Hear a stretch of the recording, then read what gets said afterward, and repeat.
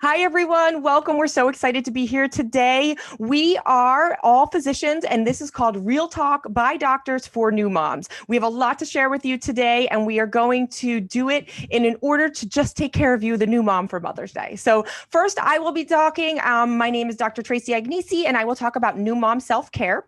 After that, Dr. Elham Raker will talk to us about newborn baby emergencies. Following that, Dr. Tashana Stokes will talk to us about how you find your pediatrician. After her, we will have Dr. Melissa Choi discuss new mom nutrition with us.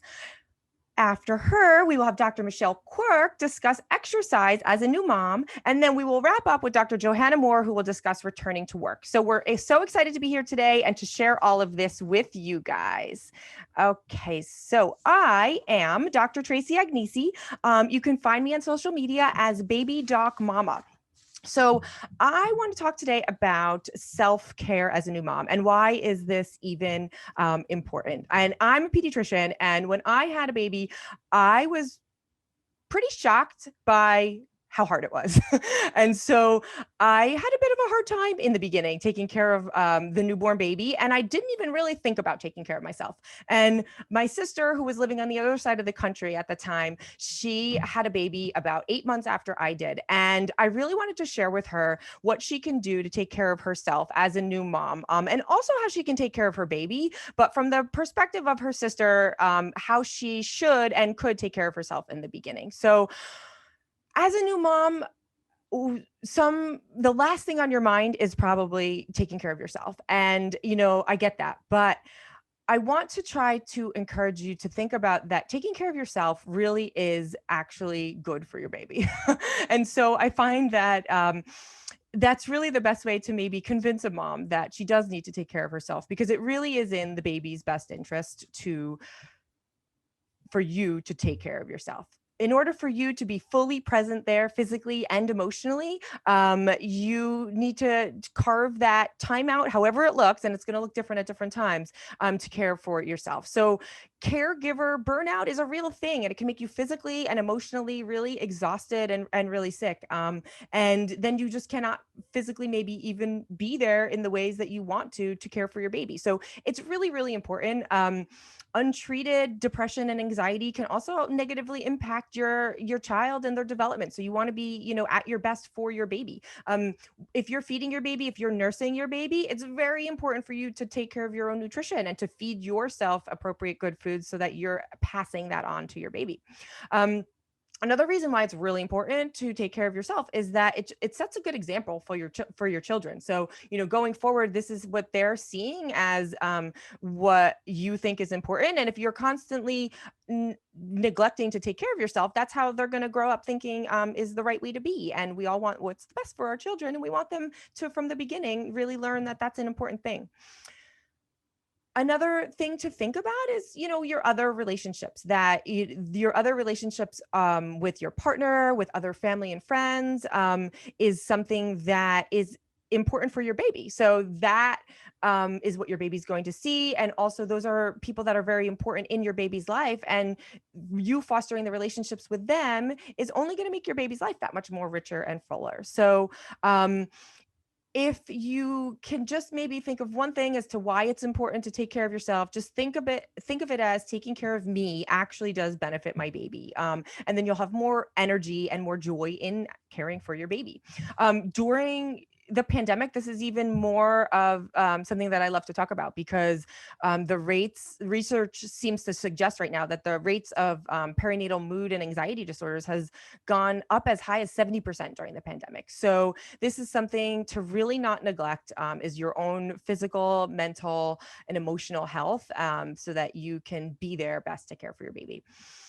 Then the most common, I think, question after that is, okay, Tracy, I'm convinced that I need to take care of myself, but how in the world am I going to do that when I have a new baby at home? There's just no way for me to do that. And the answer is, it's hard. It's really hard. And we all, as, moms and physicians, understand that. We totally do. But I just want to impress on you that it's still really important, and it will look different for every day, week, month of your life, of your baby's life. As you grow and as your baby grows, taking care of yourself will look different. So in those early days, it may, look completely different than it does when your child is over, So when I'm saying taking care of yourself, I'm not necessarily meaning go and get a pedicure and go to the spa and get a massage. That would be wonderful. If you can do that, go for it. But that's not all self-care really means. So I'll go through a few things that it might mean for you at this time that might be helpful to you. So I love to tell new parents, in the beginning that getting outside once a day is really important. Even if you're outside for a minute, it doesn't matter. The process of getting outside and just being out there, breathing fresh air is really helpful for you and the baby. So I encourage you to try to do that every day as much as you can. Showering, bathing once a day, that is certainly, there's, I think, different ends of the spectrum on that. A lot of people will argue that is not self-care, and that's just a basic right. And it is. But in those early newborn days, it can feel like something that is not possible. So if that's how you're feeling and you do get, that time to shower, bathe yourself once a day, it's really important. Do it and be proud of it as something that you're doing for yourself, because it is really important for you to do. Another thing I think that you should try to do is eat one meal a day if you can, at least sitting down. As a new mom, you're rushing, and sometimes you even forget to feed yourself. But feeding yourself and even enjoying it or sitting down and not just doing it on the go for one of those meals is really important. Staying really hydrated is super important. Have a huge water bottle near you all the time so that you can always, be doing that and stay hydrated. A few other things you can do maybe for your mental health, your emotional health, will be to try once a day to laugh, whether that's calling or texting a friend, maybe watching a funny video clip of something, or just even digging up a memory of something that you had done in the past that was really funny or made yourself, feel like yourself. That can really help. Moving your body a little bit for once a day is really great, whether that's even just a stretch or a quick walk, or putting on music, for loud music, and dancing while you're warming up a bottle. I mean, that's fine too. And just moving your body is important.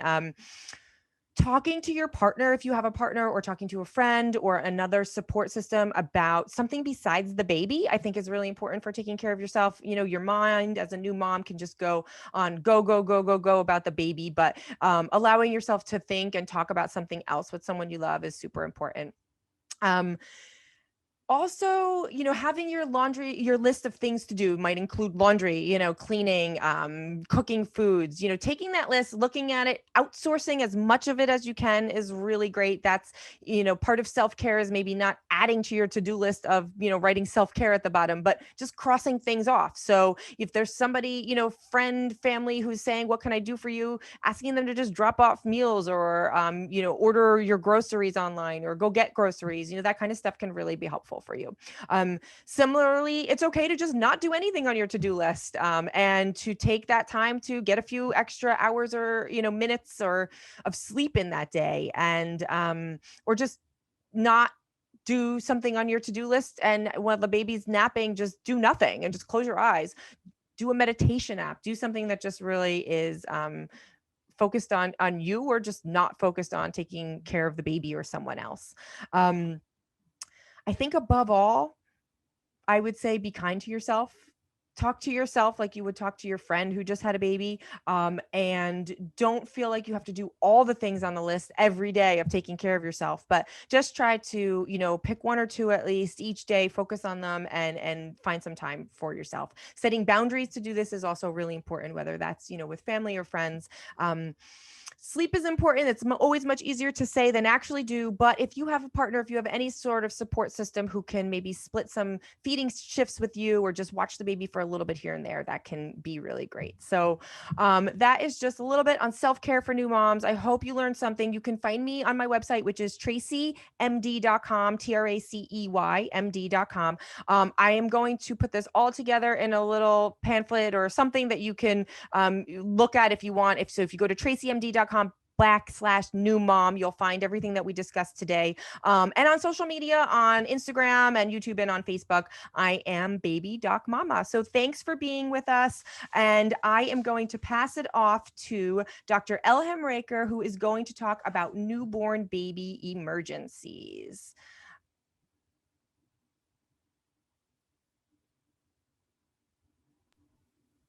Hi, everyone. I'm Dr. Elham Raker from Ask Dr. Mom. I am a pediatrician also, and I have a telemedicine practice that I just started. I love that telemedicine kind of became more popular during the pandemic. It was something that I was very interested in doing, and it's kind of become a thing right now, which is great. There's a lot of things that I can help new moms and seasoned moms get through. So it's kind of like an extension of the pediatric office for me to be an adjunctive source of information. So at times you may get a little information from the doctor, but within the visit, there might not be enough time to fully discuss it.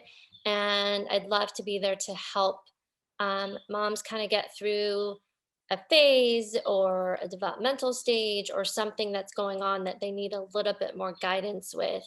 Sometimes you have more questions that you don't get to. So those are some of the ways that I'd like to be available. I can also be available more after hours on weekends. So, sometimes, and I'm going to talk about emergencies, but sometimes you don't know if you need to go to urgent care or the ER. And my hope is that I can save those visits and be a bridge until you can see your pediatrician in the office if something's going on. So those are kind of the roles that I play doing telemedicine as a pediatrician and parenting coach. And what I wanted to talk to you guys about specifically was some of the things that are a little bit more emergent. So not telemedicine and not your doctor's office, but something that really you need to consider emergency care. And it may be that you're calling your doctor's office on the way to the emergency room because these are things that we really want you to get evaluated for quickly. So, in the first few weeks, few months of life, babies really have a hard time regulating a lot of things.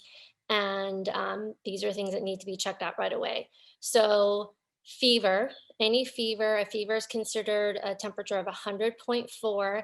And in the early stages, it's really best to get it rectally. So, I would recommend having a thermometer that you can use rectally for new babies. And if you feel like your baby's hot, you definitely want to check, if they're fussy or something's going on. You don't have to check it all the time, just if your mom radar goes up and you feel like something's wrong. And if it's 100.4 or higher, then all of us are going to say, head to the ER, you need to get evaluated. Um, so that's something we just don't want to wait on, especially in the first, I would say, 8 weeks or so.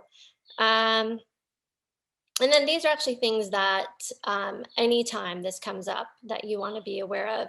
I would say anytime your baby's having any problems breathing, that is something I don't want you guys to wait on to have to go to the doctor's office or anything like that. We really just want to make sure that there could be different reasons for respiratory problems, and newborn babies breathe a little bit different. So it's going to be more labored, right? So anytime you see that the nose is flaring, that their ribs are moving in and out, their stomach is really sucking air in. If it's much, much faster or much, much slower, and again, that's going to vary a little bit, but you will notice that um, the changes that are normal, and hopefully this will kind of pop out at you as something abnormal. You want to get that checked out. Dehydration is best evaluated if they have babies aren't peeing well, so less wet diapers, less poopy diapers. That's a sign that they're dehydrated. Oftentimes they may be vomiting or something else may be going on, or just not taking enough fluid, but that's something that you want evaluated pretty quickly. And as far as vomiting, spit up is okay and expected. But if you notice that your baby has more of a projectile vomiting, I mean, their throw up is like hitting, someone across the room, that's something you want to get evaluated sooner than later. Um, And anything really on one end of the other of their behavior. So if they're really, really, really lethargic, and again, I know newborn babies are sleeping all the time, and that's normal. But if you really can't wake them up, if you can't get them to feed, if you can't get them aroused at all, and that's, for longer than like what you'd expect for the normal nap period, that should be evaluated. And then the other end of the spectrum, if they're really irritable, again, we expect newborn babies to cry. Um, so it's a little bit of, I don't want to say a guessing game, but a little bit of using your intuition on that. But definitely, if it's just abnormal crying, you can't get them to calm down, you've used all your tricks and tips and nothing's working, again, those are both signs that something else may be going on. Um, Rashes are so common, so that I think you can always just talk to your pediatrician, or that's something telemedicine actually is a good thing for. You can always evaluate that on telemedicine. The one thing I just want to point out is if it's like around the umbilicus, if it's a newborn baby, if it's very red, that could be a sign of an infection. So that's something, again, we'd want to get evaluated pretty quickly. So these are more things that are emergent, urgent, not to scare anyone. They're pretty uncommon, right? It's not something that you should necessarily come across. I just feel like it's always good to know those things as a new mom, to be like, okay, this is not one I have to go crazy about. This is one I need to evaluate just to make sure. And just knowing that, I always felt more, I don't know, more comfortable, right, with that knowledge. So next up, we have Dr. Tashana Stokes, and she is going to talk about how to find a pediatrician.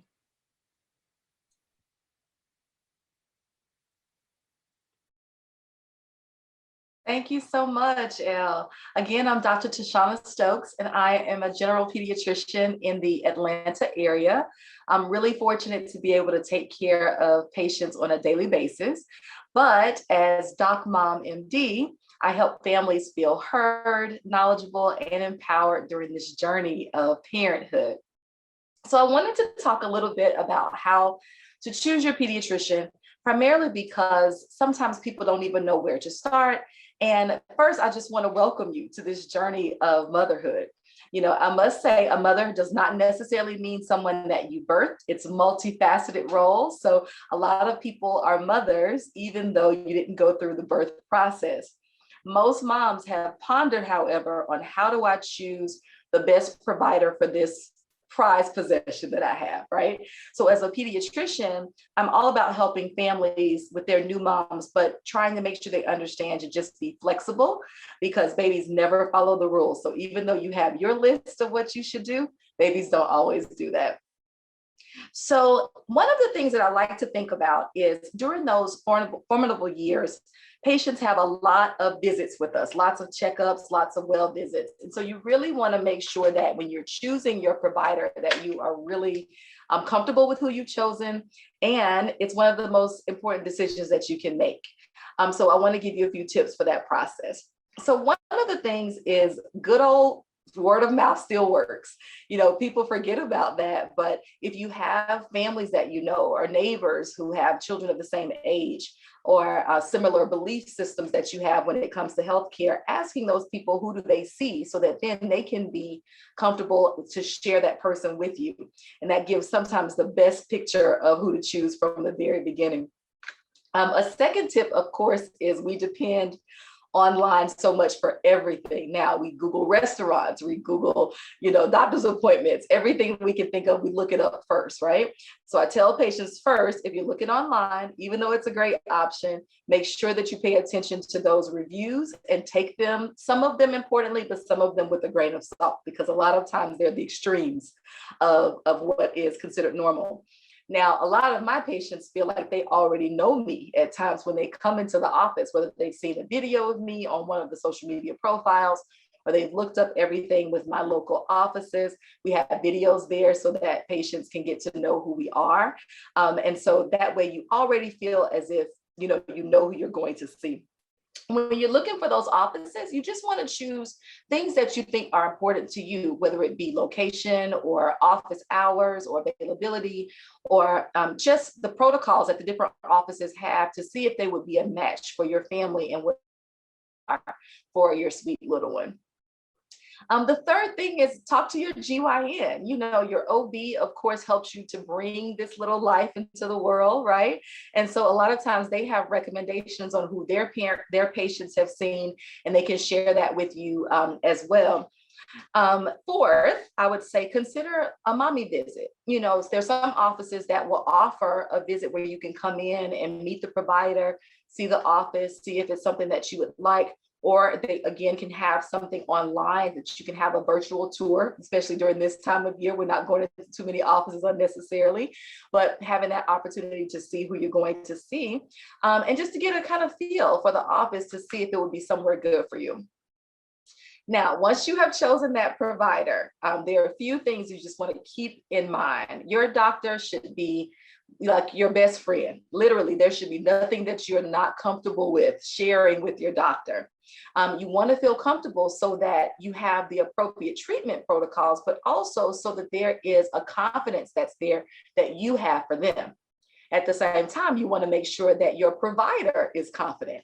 Of course, all of us were trained very, very similarly. There are certain conditions that had to be met for that, but you want to make sure that the answers that you are getting are things that you feel are appropriate. And making sure that those questions are actually being heard. You know, one of the bigger complaints that I hear a lot is that parents just feel like they don't have enough time, or they're being rushed, or I brought up these things, but it was, you know, just kind of ignored.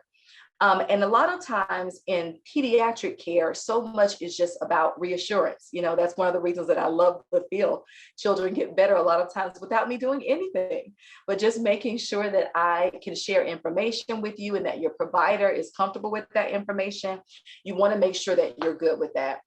Literally, if you don't feel comfortable talking to your provider, it is okay to change. You know, of course, we don't want to doctor hop or anything. And any other physician, whether it be for a second opinion, or if you just don't feel comfortable, I think all of us would understand that you want to have a different set of eyes, right? You know, it's all about picking the one who's right for you. If there is something that you need and your provider is not responsive, be upfront, discuss it with them. A lot of people don't like confrontation, and not necessarily in a negative way, but a lot of the concerns that you may have as a patient, your provider may not have even thought of that. Or the things that you're the most worried about, your provider may have that in the back of their mind. So mentioning that and being most comfortable with that is really, really important. So most importantly, I want you to just enjoy this time. You know, we at the beginning about ways to take care of ourselves and ways to look for the scary stuff. But there's so much during this season that just flies by. We all hear it when it comes to kids. So I'm personally here to offer support and advice. You know, I would love for you to follow me on my YouTube channel and on the social media platforms at DocMomMD. That's DocMomMD.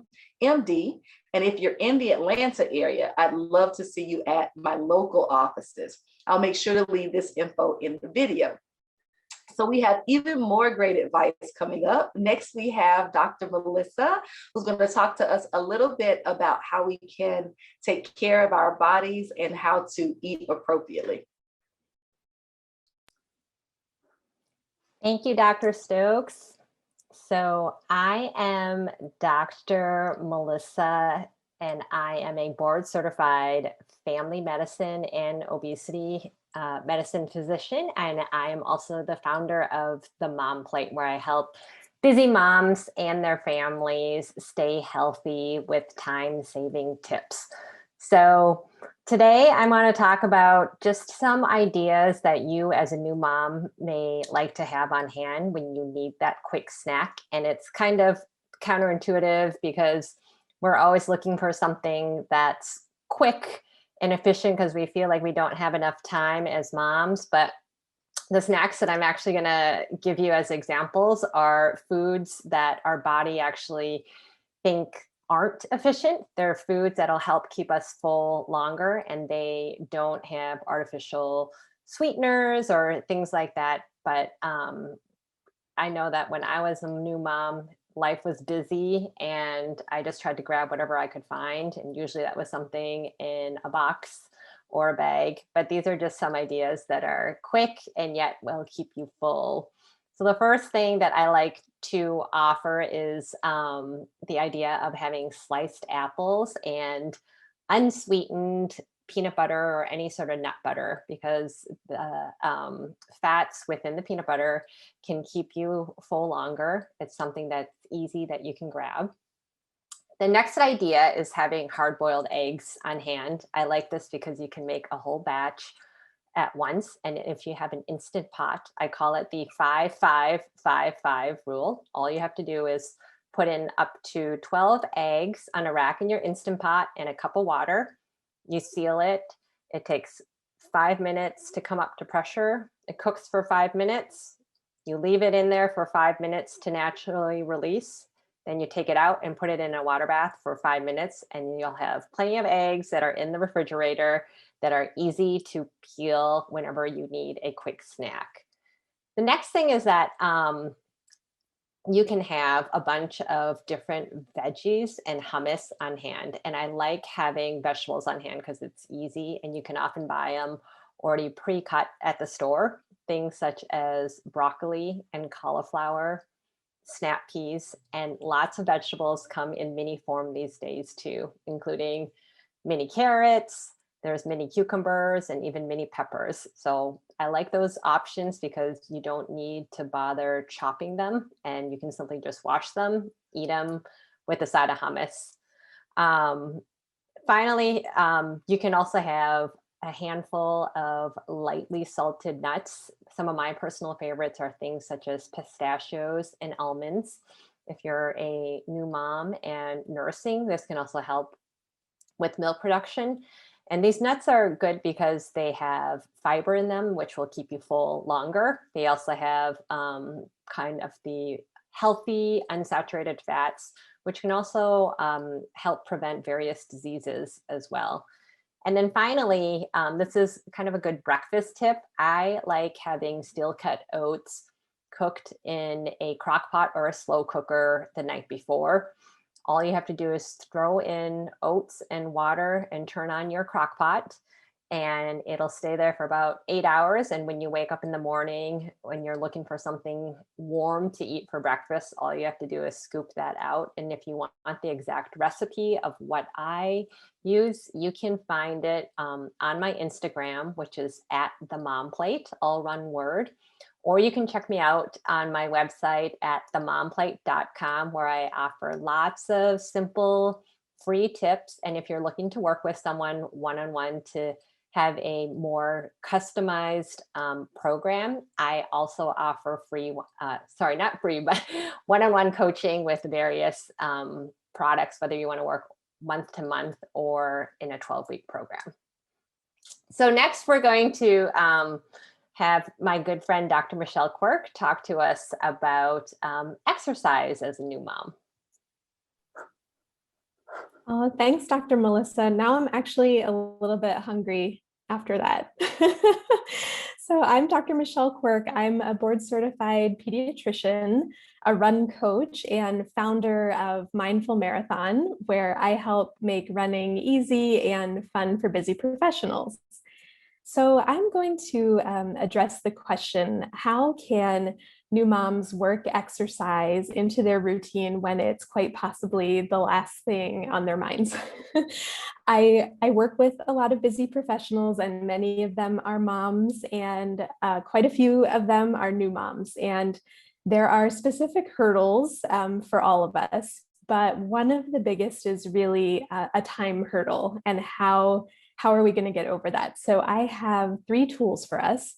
The first one, I think Dr. Tracy alluded to this, but it's take 5 minutes, and it's really 5 minutes a day. So I know it doesn't sound like much, but it's important to remember that we all start somewhere, and it might not seem like that much, but this is how we establish consistency and routine. And it takes a while to establish that. So if you're starting from the couch, if you're starting from 0 minutes, it's okay. Like, we can all just exhale, it's fine.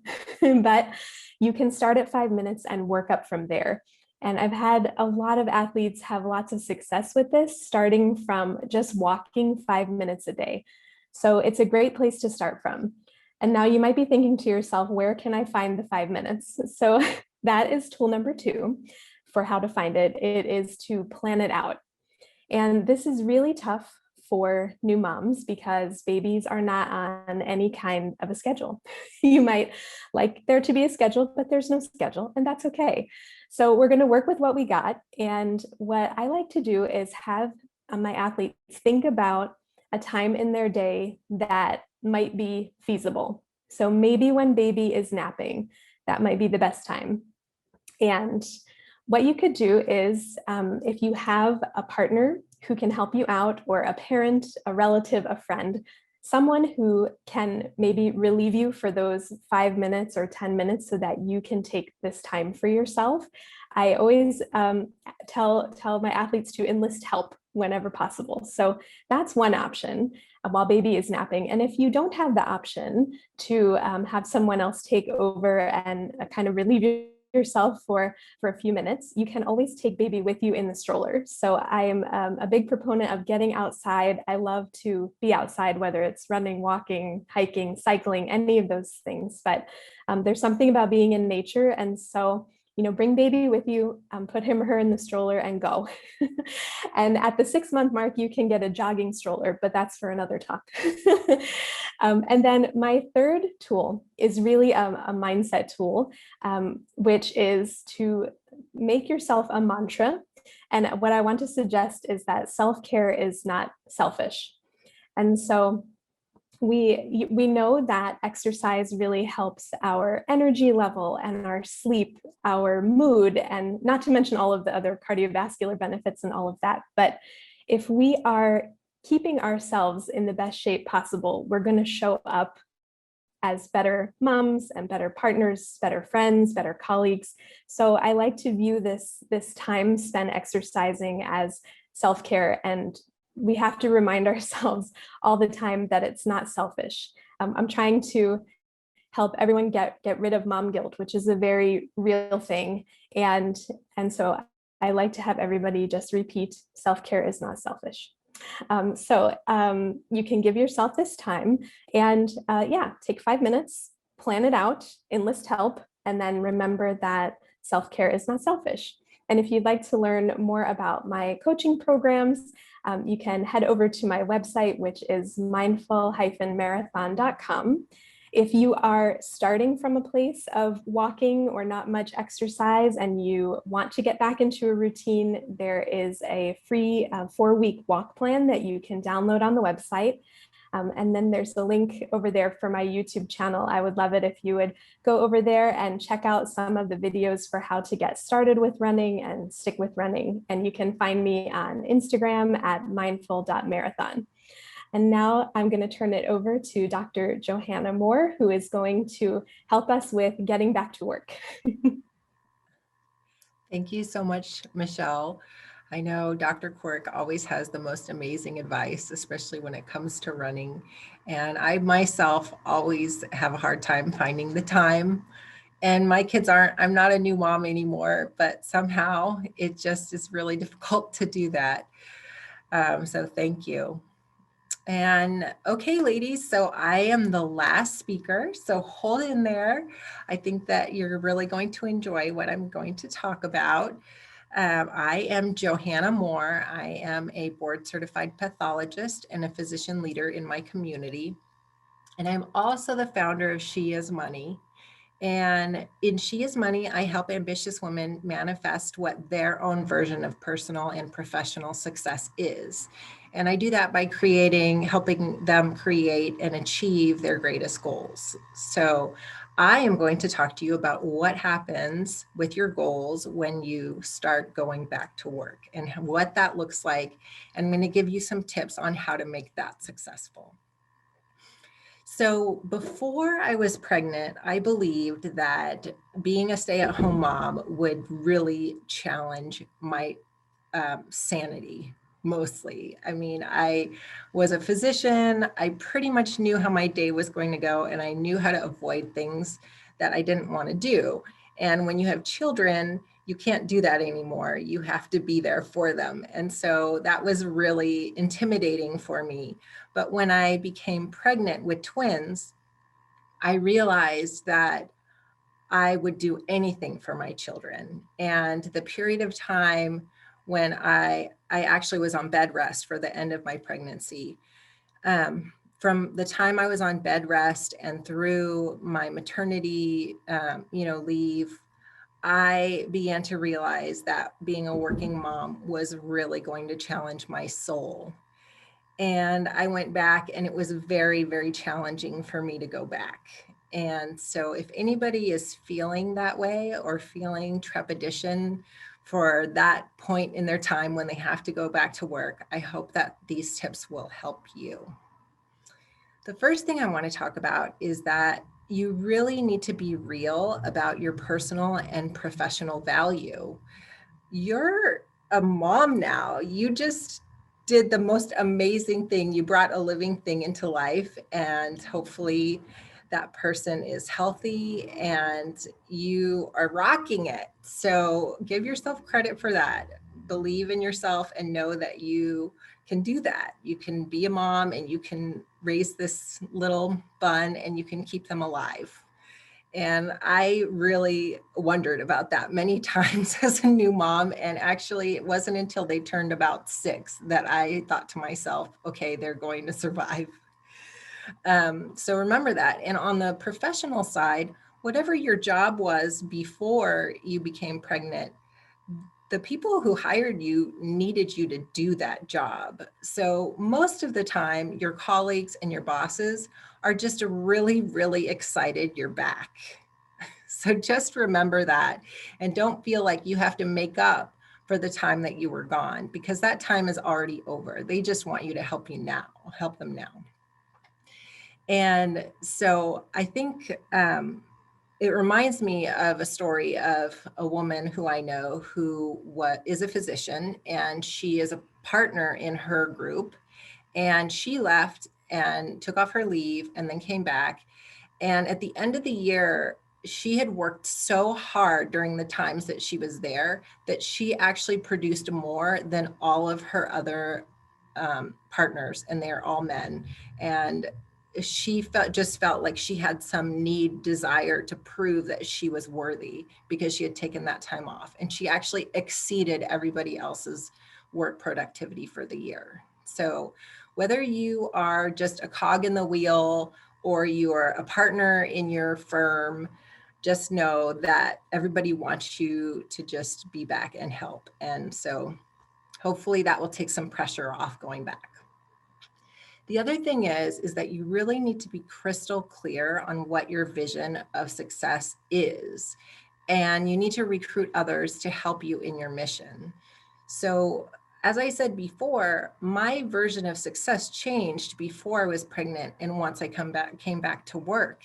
And we're all evolving and changing over our years. And you just need to remember that your goals are going to evolve and change as well. So maybe right before you start going back to work, you might want to think about that, journal that, meditate on that, talk to your family and your husband and your children or your dog about that, and decide what really is important to you and where the long game is bringing you. And so, if you go into work knowing exactly what things are important to you, then two amazing things will happen. The first is you'll be able to say no to things that don't matter, so that you can say yes to things that matter. Maybe you'll say no to going to a meeting or a mixer or a project because you have to go home or you have to sleep.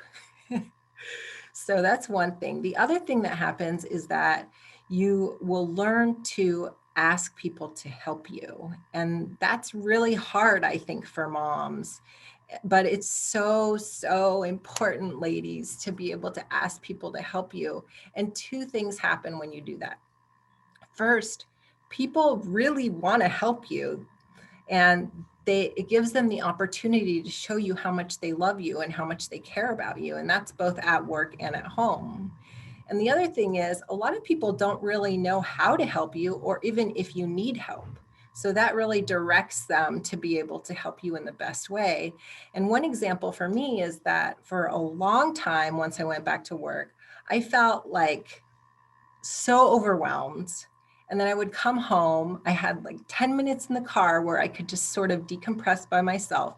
And then I would get home, and it was like nobody appreciated that I was home. I still had to help with dinner. I still had to come in. Sometimes the porch light was like turned off and the door was locked, and I had to unlock my own door. And it made me really, really sad. And so finally, this is like years after this, I noticed this. I finally pulled my husband aside and I told him, I said, you know, it makes me really sad that nobody greets me at the door when I come home. And you know what happened? My husband heard me and he appreciated that. And he didn't even know that that was something that made me upset. So the next day I came home and it was dark, but the light was on, and I parked the car. And before I could park the car and get out, the door opened and my husband came out, my kids ran out, and my dog ran out to meet me. And they helped me bring my things into the house. And it just made me feel like so amazingly loved. So you just have to ask sometimes. The last thing that I want to talk about and close with is that you need to be easy on yourself. I think that this is something that has been recurring in our talks today, is you really need to just allow yourself to get that extra nourishment wherever it's coming from. So number one, you need to sleep. And number two, you know, I know some people who exercised a lot right after they delivered.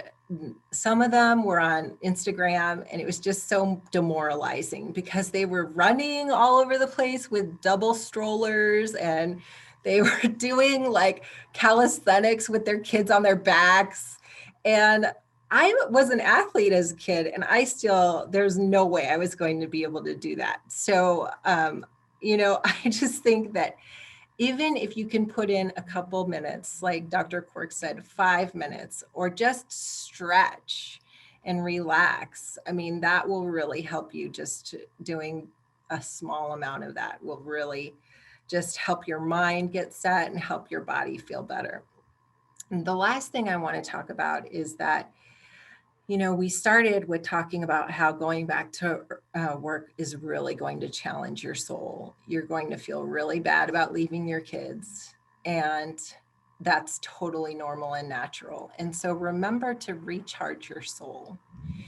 And I'm going to give you two little tidbits about how to do that. The first is, both of them are mantras, basically, going back to Dr. Quirk. The first thing is, Amy Cuddy put out a book, if anybody has read it, it's really great. And she talks about how just changing the way that your body is sitting will help change your outlook on life. And so she believes in the Superman, or in our case, the Superwoman pose. So just, you know, taking a few minutes when you first wake up, or when you're in the bathroom or wherever, to just stand up straight, really bring your chest out and open, and feel that energy that you feel when you just straighten up your body would really, really help. And when I was doing this a lot, when I was having a really hard time as a new mom, I would wake up in the morning and I would actually do jumping jacks and flies, because that really made my body bigger and kind of more aggressive. And I would say to myself, I am powerful beyond measure. And I would just like say that really loud. And it seems kind of silly and it seems kind of funny, but it made me feel better. And so I'm going to tell you guys right now that you are powerful beyond measure. And so remember that, think about that, and come up with a mantra that fits you so that you can make yourself feel more powerful, because you are so powerful. Okay, so the last thing that I'd like to close with today is I'd like to do a little exercise with the last mantra that I'd like to teach you. And this is a mantra that helps just to make yourself feel whole. So if you feel like it right now, I'd like you to close your eyes and take a deep breath. Just take about 3 seconds to relax and feel your heart. And maybe if it feels good, put your hand on your chest. Think about your new baby and think about what it feels like to hold that baby tight and what they smell like and what they look like and what they feel like. And remember that you are whole, complete, and perfect, just as you are.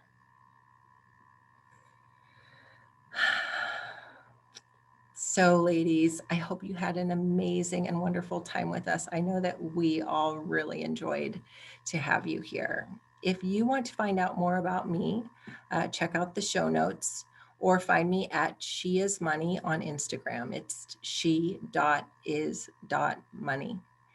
And everybody else will put their handles as well in the show notes.